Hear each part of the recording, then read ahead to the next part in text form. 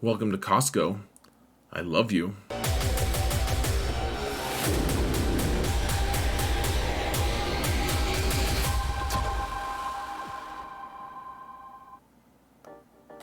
Hello everyone and welcome to another episode of Xerath Prevails.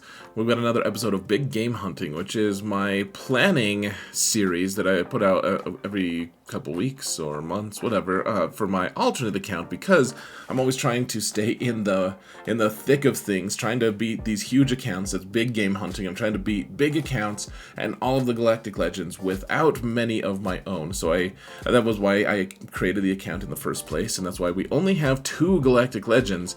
We're facing people with 5, 6, and 7 now. This season I went 6 and 3, and I'm toward the top of Kyber 2.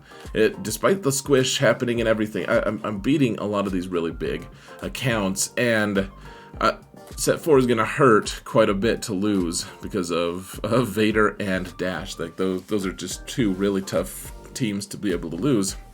Not to mention Starkiller's utility is going to be reduced, but there are a lot of really cool off-meta things available in this current set, and so I want to talk to you guys about it. I know that Datacron's not your very favorite things of all of you, but it's something I want to kind of give you just a list of the really important things to focus on. If you're going to only get a couple things, maybe think about this, because it's also going to help your guild, right? Like if you want to help your guild, you want to take a look. So yeah, let's just follow along, folks. Let's see what we can do. Whoa, we're in the game. What? Why are we in the game? This is madness. So, here's the thing, folks. I'm 8 million, and I only have 2 Galactic Legends. I've been getting that question a lot lately. Is that by design? People just don't realize that was how it was founded in the first place. We have the 2 Galactic Legends, and you need Galactic Legends for 3v3. You need Galactic Legends for territory battles to help your guild. I mean, there's a lot of reasons to get Galactic Legends in this game. It's not like I'm morally opposed to them or anything. The thing about them is they're just that I like to do the off-meta stuff. That's the important thing to me. I like to be able to beat teams without having to use the overpowered stuff. I mean, you'll see that in my main account too. Like I'm constantly overloading my defense because I'm confident I can claw through my opponent's teams with my own off-meta nonsense. And so this account is probably, it's one of the more unique accounts out there. I don't mean to brag when I say that. However, it's because it's my alt. I only have 2 GLs, but I also have all of the conquest characters because my friend Celiac Sarah does Conquest for me, and she's a Conquest guru, and she likes the challenge. So I have like Ben Solo, even though I don't have Rey or Supreme Leader Kylo. It was like almost impossible to unlock him after 3 conquests, but she did it. She managed it. She wanted to make a video series. I was like, sure, I guess I'll put relics on him and put him with Starkiller, and he can ride the bench in 3s. But anyways, folks, let's go here and let me just look at I've been working on Inquisition. This is the team that I've been working on the most, trying to get Relic 7 on everyone, trying to get Grand Inquisitor unlocked, etc., just so I'd be ready for the Reva mission to be able to help my guild and help myself, frankly. But we've got Grand Inquisitor at Relic 7 now, and everyone else is almost there. Just need 1 more Relic level on 8th Brother, and I think tomorrow I'll be able to do that and actually run the Reva mission for the first time, so that'll be excellent. But beyond that, I mean, I just got the Traya trio up to relics as well, and Traya now has her Omicron, so I don't know how that's going to work in 3s. I don't think she's going to be quite as effective against Lord Vader, frankly, because her team isn't being as debuffed as it was in 5s. I think in 5s it's more of a counter to Lord Vader. I don't think in 3s it's going to be as potent. The Lord Vader's not as potent either. Him doing AoE spam is actually really good for Traya, for the Omicron. Anyways, I've been working on Jabba because it helps my guild, and it'll help me. I need a Dark Side Galactic Legend. I need more Galactic Legends on this account, frankly. I mean, 2 is just crazy. Like, 2 versus 7 GLs is something that I'm going to start facing consistently. I need more. I need something good for defense. And so, the question is, do we work on Jabba? Do we work on set 6 and let it derail us a little bit?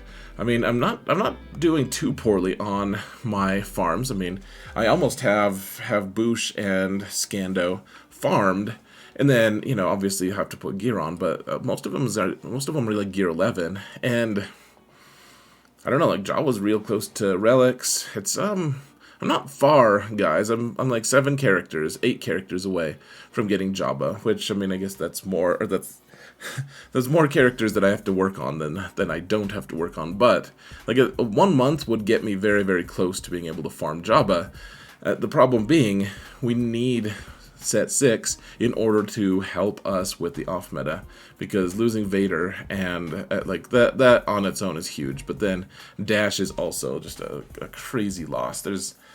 Man, it's going to be a little bit tricky. So here's what my proposal is for this account to be working on in terms of set 6. Now, it's going to be an interesting thing, because in 5v5 5v5 isn't coming up, 3v3 is, and so some of these teams, it's like, well, okay, we can wait for a little bit. But in 3s, for instance, I mean, Maul is just not as impactful. In 5v5, he's going to be killing a lot of Galactic Legends, actually, and so I need to be working on armor.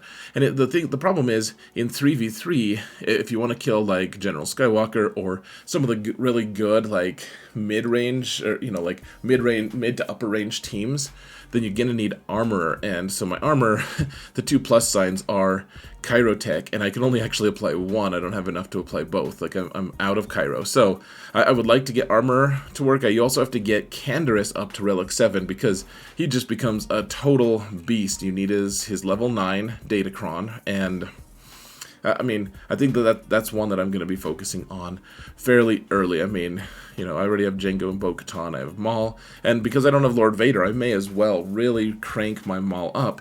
In 5v5, he's going to be killing multitudinous Galactic Legends. I don't know if he'll kill, like, Supreme Leader Kylo. He'll kill, like, Jedi Master Luke. I think he's going to be doing some nasty things to Kenobi, actually. There's a lot of things that you can actually do that are going to be gross, though the Kenobi squad might actually have teeth as well, as we'll talk about in a minute. So, anyways, Maul is one of my priorities right now. You know, he'll want the relic, he'll want the level 9 on Canderous, and then the bonus turn meter is going to be crazy, because once Canderous gets his turn, this whole team is just going to delete things. It's going to be very interesting. In 3v3, it's going to be armor elite, actually, to kill General Skywalker, of all things. Oh, and I should point out, folks, okay, so let's say that it's Maul with Canderous and armor. This is something that not a lot of people know. I didn't know this until earlier today. I felt like I needed to communicate this to people. So I've seen videos of it, and this is truth, even though it doesn't look like it should be. CG are just really bad at writing their own rules and mechanics. So here's the thing, so this is a dark side thing. At the start of the encounter, the weakest ally gains 20% turn meter for every dark side ally. So I just assumed that was going to be only dark side characters. However, if you make the armor the weakest, which is going to take a little bit of work, but if you can do it, then the armor would actually gain 40% turn meter to have Canderous and the Maul on her team, you know, because they're dark side. She gains 40% turn meter, which is going to immediately have her outspeed any Rex in the game, as long as she has a decent speed to start with. And so that's going to be really good. That mechanic right there for Datacrons is just going to be something that is going to work really well with this set and with this team. And yeah, it's going to be gross, guys.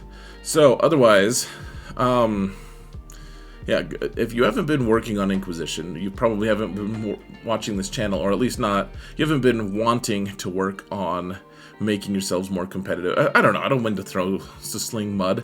I just know that if you aren't keenly aware that the Inquisition team needs to be Relic 7, and if you have been watching this channel, it just means you're not heeding my advice, which people don't need to heed, of course, but they're not into hedonism or anything, apparently. I don't know.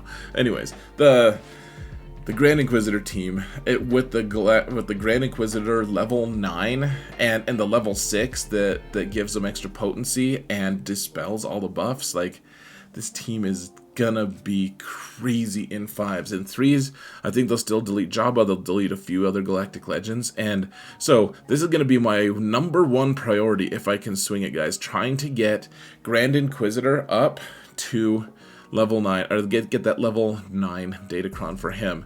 That is the absolute priority, folks. It is #1, and it should be everyone's #1, especially if you're a Territory Wars inclined. It's in 5s he beats every Galactic Legend. I've seen videos of him killing at least 4 of them, and I trust the people who are telling me that he's killing other ones. So this team, guys, you want level 9. You really just do. In 3s, however, so Grand Inquisitor goes with 5th Brother and 7th Sister, and they can kill General Skywalker. They can probably take out Jabba.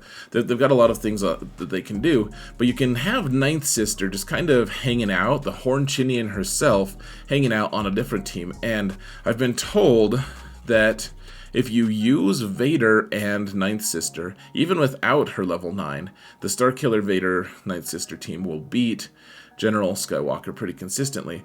However, if you get her level 9, my main just happened to just roll it randomly. I have 2 of them, actually. I just can't reroll right now because I don't have any materials. I don't have any reroll mats. So, 9th Sister, though, has an AoE Fear, which is, I mean, in 3s it's fine, and in other, like, I don't know if AoE Fear is like the very best thing ever, but it is very strong, folks. And so that level 9 is something you probably want to work on. And that way, if you do this, like, Vader just has Starkiller following him around like a lost little puppy.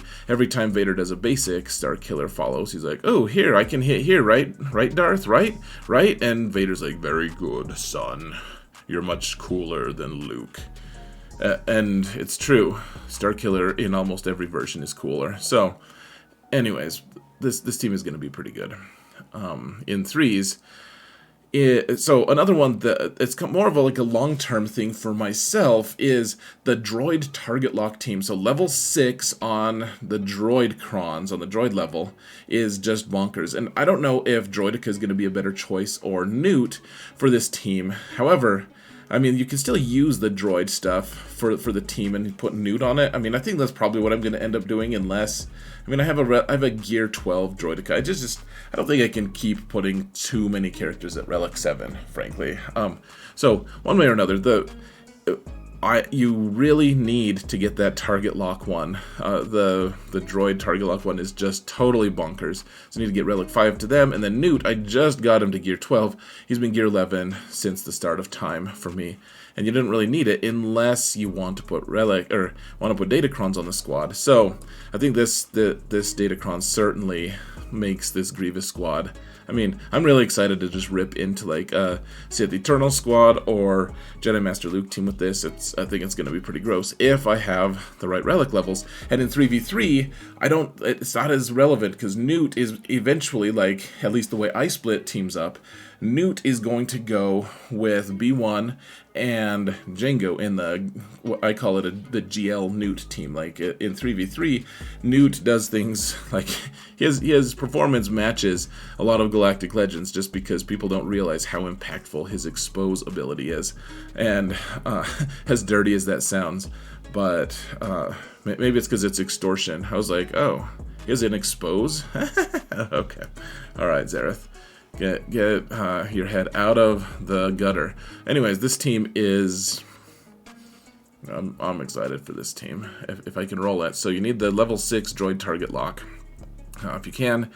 One thing that you're going to want as quickly as you can, folks, is getting the Scoundrel level 6 no revive ability. Because Commander Ahsoka Tano, as it turns out, is a scoundrel. I know a lot of people realize that, but you can have the whole team with that one cron, and I mean, so the whole rest of the team isn't going to ignore revives or whatever, deny revives, but Cat, on her force leap or whatever it's called, she's going to be able to go in and kill Kersantin instantly. Even if he's Relic 9, even if he gets the revive from Jabba, in theory, even if he has the Omicron, she just kills him, and that's it. And then Kenobi can just butcher the rest of the team, because there's no tanks, there's nothing to stop you. And so, the no revive Kron is going to be super crazy good on this team. And yeah, you're going to want to prioritize that as well. That's going to be a huge part of these counters. Again, you want another droid level 6 target lock, because it's a passive thing where every time you do a basic, when you're a droid and it does damage, so like C-3PO doesn't do it, but Chewpio does. Every single time his friends take a turn, he shoots. He's going to cause target lock, he's going to cause breach, he's going to cause, what's the other one? Like buff immunity, something like that. He's going to cause all these debuffs, and it's going to escalate your turn meter and everything. It's the target lock Kron is going to be really good for this Commander Luke team. In 3s, in 5s, you probably want to go with this Scoundrel basic bonus one. Though, honestly, the target lock one might be better. Now that I'm thinking about it, you might want that one on the team, just because you get way more turn meter that way, I believe.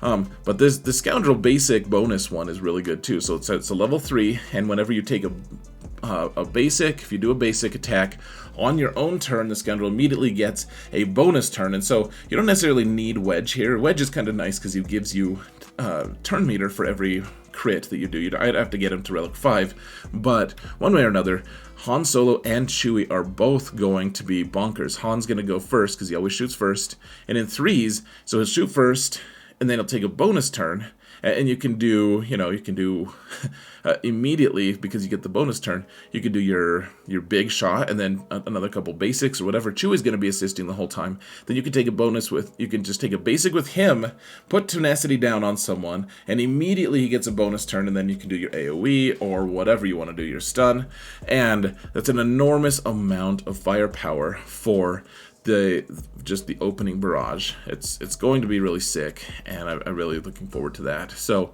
get that level 6 Scoundrel if you can, folks. And then finally, this is one that I'm kind of putting on the back burner just a little bit, just because it's not going to be relevant as much in 3s. In 3s, you still want this team, and having the Relic 5 or the level 6 droid target lock stuff, or not, it's not target lock though. For the droids, you're going to want the one that gives no revives, because Dark Trooper is of course a droid, and so if he can just deny people revives, because he's the one who's doing the most damage, that's going to be really nice. The thing is, this team also in 5v5 just deletes Lord Vader teams. You have to jump through so many hoops to be able to make a Lord Vader team be able to stop this squad. And then by then, it's probably going to be easy pickings for a lot of other teams, because you've done some weird stuff like putting Watt and Canderous on the Lord Vader team. And so this team, though, because of that Kron I was showing you guys earlier with the turn meter stuff, it's going to go before Lord Vader goes, and you're just going to essentially just delete the Lord Vader team before it can take a turn. Now, I'm not sure if we want to put Gideon here or not instead of Stark. That might actually help me, because Stark is only gear 10, and my Gideon is gear 12 right now. One way or another, this team is absolutely one that you should be looking at long term for territory wars and for GAC 5v5.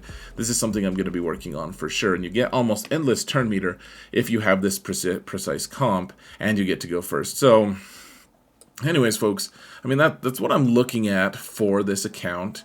Just, I mean, it's still a lot, though. So we got to get armor and Canderous, a lot of relics, probably Newt, and then a few of these droids need some relics. This isn't too bad. I do need, like, just a lot of, on the Kron side, I'm going to need to do a lot of work, but I don't need anything for these. Like a level 6 Kron for this squad, it's fine as long as I'm relic 5 on everyone. Wedge is going to need a little boost, or maybe I'll just use Beskar Mando or something, because he's also a scoundrel.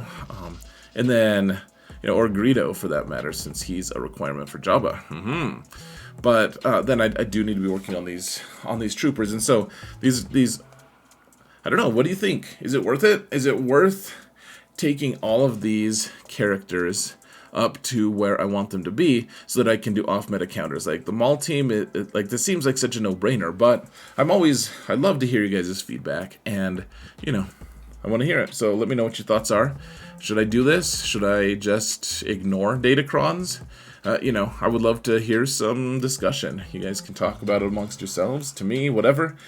One way or another, thank you all so much for watching, and remember that in all things, Xaereth prevails.